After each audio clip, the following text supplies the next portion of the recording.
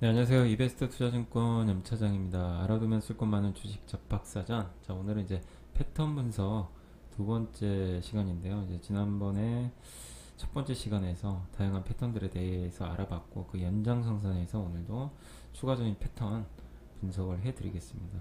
이 주가도 어쨌든 유행을 타기 때문에 어떤 특정한 패턴들이 존재하게 되고요. 그 패턴 내에서 우리가 좀 향후에 주가 어떻게 움직일지 힌트를 조금이라도 얻을 수 있기 때문에 그 패턴 분석도 좀 기본적인 것들만 이해해 놓으시면 도움이 되지 않을까 싶습니다. 자, 본격적으로 오늘 이제 두 번째 그 패턴 분석 시간인데요. 지난번에 제가 첫 번째 시간 이제 N자형, 상승 N자형을 말씀드렸고, 오늘 말씀드릴 거는 그 하락 N자형입니다. 그러니까 상승할 때 뭐 아시겠지만 이렇게 상승을 하고 한 번에 눌림목을 줬다가 올라가는 이런 이제 N자형이라면, 하락은 그 반대입니다. 반등했다 다시 하락하는, 좀 어떻게 보면 굉장히 좋지 않은 그런 패턴이라고 보시면 되겠는데, 반등 후 저점 이탈, 제가 좀 울상지는 표현까지 좀 여기 적어놨는데, 일단 굉장히 좀 안 좋은, 전형적인 하락의 패턴이에요. 굉장히 좋지 않은 그런 모습인데, 한번 실제 차트 보면서 말씀을 좀 드리도록 하겠습니다. 자, 여기 보시면은 이제 이 덕산네오락스라는 종목이 있는데, 이 기업이 이제 전형적인 하락 패턴이거든요. 뭐냐면은 한 번의 하락이 나오고 나서요, 되돌림이 듭니다. 항상 주가라는 거는 올랐으면 또 눌러주고 재상승이 나오고, 또 내려갈 때도 일정한 반등이 나와요. 그게 주가의 속성이죠. 그래서 어느 정도의 약한 반등 후에 다시 한번 내려가는 거죠. 그러니까 이게 이제 60일 이동 평균선인데, 한 번의 급락 이후에 61선 딛고 다시 급락. 근데 N자형의 조건은, 상승 N자형은 고점과 저점이 올라가야 되잖아요. 이 하락 N자형은 반대입니다. 저점과 고점이 반대로 낮아져요. 자, 고점, 고점, 고점, 고점, 점점 낮아지죠. 저점도 마찬가지입니다. 그럼 일정하게 이제 N자처럼 반대로 내려가는 패턴이에요. 근데 이런 자리, 직전의 저점을 지지한다면 이거는 N자형이 형성이 안 되죠. 직전의 저점을 내려가는 순간 하락 N자가 완성이 되는 거죠. 그래서 전형적인 그 하락형의 패턴이다라고 생각을 해주시면 좋을 것 같습니다. 자, 그리고 다음은 이제 플랫폼형인데, 플랫폼형은 뭐냐면은 이제 우리 기차, 플랫폼이 기차역이잖아요. 기차형이 플랫폼 있잖아요. 평평하다는 뜻입니다. 네, 평평. 그래서 역시 이것도 두 가지가 있어요. 상승과 하락인데, 상승 플랫폼은, 상승은 눌림인데 N자랑 비슷한데요. 눌림은 맞는데 그 굉장히 강한 패턴입니다. 한번 보시면 여기서 주가가 이렇게 한번 올라가죠. 근데 보통 N자는 올라가고 나서 이렇게 한번 꺾잖아요, 급하게. 근데 플랫폼은 꺾질 않아요. 옆으로 그냥 가버립니다. 우리 그 기차의 플랫폼처럼. 그러니까 저점과 고점이 올라가는데, 이 조정권에서 주가가 옆으로 가는 거죠. 여기도 굉장히 강력한 패턴. 그러니까 상승 N자형보다 굉장히 강력한 패턴이에요. 그래서 주가가 어느 종목이 상승세를 보이다가 좀 쉬어가는데 옆으로 가는 이런 모습이 나오다, 그러면은 굉장히 강한 상승이라고 생각하시면 돼요. 그러니까 주가는 어찌됐건 연속적인 상승은 쉽지 않습니다.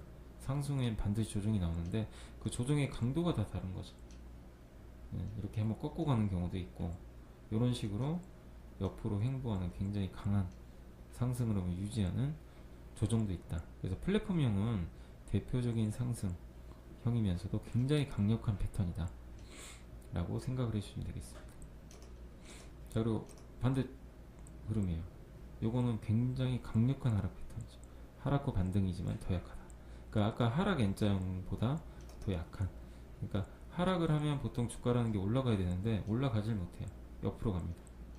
자, 하락 후에 옆으로, 하락 후에 이게 이제 대표적으로 LG 디스플레이 종목인데, 정말 2018년도에 굉장히 좋지 않은 주가 흐름 보여주고 있는데 대표적인 종목이에요. 그만큼 반등의 힘이 약하다는 거죠. 그래서 하염없이 흘러내리는.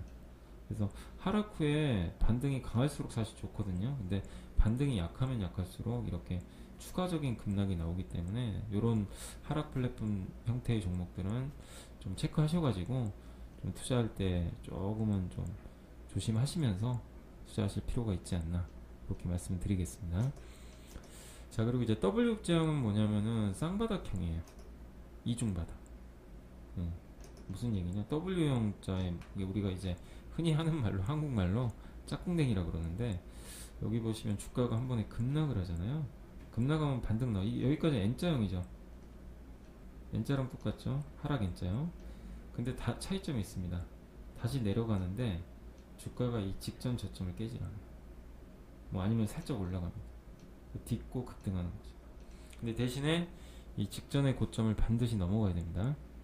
예, 그렇게 돼야만이 이게 하락 N자형이 아니 그 이중바닥 W자형이 쌍바닥이라 그러는데 이게 형성이 되는 거예요.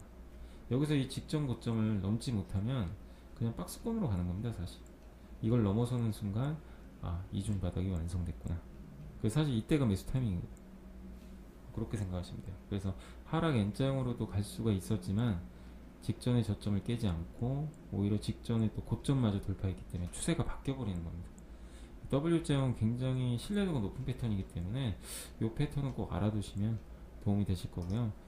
그 다음에 요거는 반대 W자를 뒤집어 놓은 건데 이중 고점 직전 저점을 이탈하는 거 확인하라고 했는데 이 W자를 반대로 뒤집어 놓은 겁니다. 보시면 주가가 한 번에 급등 후에 눌림목을 주잖아요. 사실 보통 눌림목을 주고 나서는 여기서 다시 올라가면 N자형이 완성이 되는 거죠. 기억하시죠? 그러니까 상승 N자형과 약간 유사한 형태인데 대신에 이 직전 고점을 넘지 못해요. N자형은 이걸 넘어가거든요. 근데 이걸 넘지 못하고 꺾여버리는 겁니다. 이 구간에서. 예. 그리고 직전 지지선마저 깨버려요. 여기는 무조건 매도를 하셔야 돼요. 사실 기술적 분석상 굉장히 의미 있는 매도 구간입니다. 여기서 버티시면 안 돼요. 주가가 하염없이 이렇게 흘러내립니다. 예.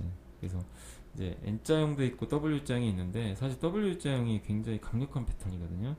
그래서 이중 바닥형, 이중 고점형 요랬을 때 이중 바닥형에서는 직전 고점을 넘어서면 매수, 이중 고점형 W자를 뒤집어 놓은 거에서는 직전 저점을 이탈하면 매도를 한다. 요거를 꼭 기억해 놓으시면 좋을 것 같습니다. 자, 그리고 이제 마지막으로 박스권형인데 박스권형이 뭐겠습니까? 박스권 네모죠. 예, 네모난형이에요. 그러니까 주가가 일정한 네모 안에서 박스권 안에서 움직이는 패턴입니다. 우리 흔히 말하는 이 택배 상자 보시면 박스잖아요. 예, 이걸 박스라고 하는데 그 안에서 움직인다는 거예요, 주가가. 예. 자, 보시면 이게 대표적인 박스권인데 삼성전기인데 주봉 차트입니다. 자, 주가가 올라가고 나서 이것도 하나의 플랫폼형이 되겠죠.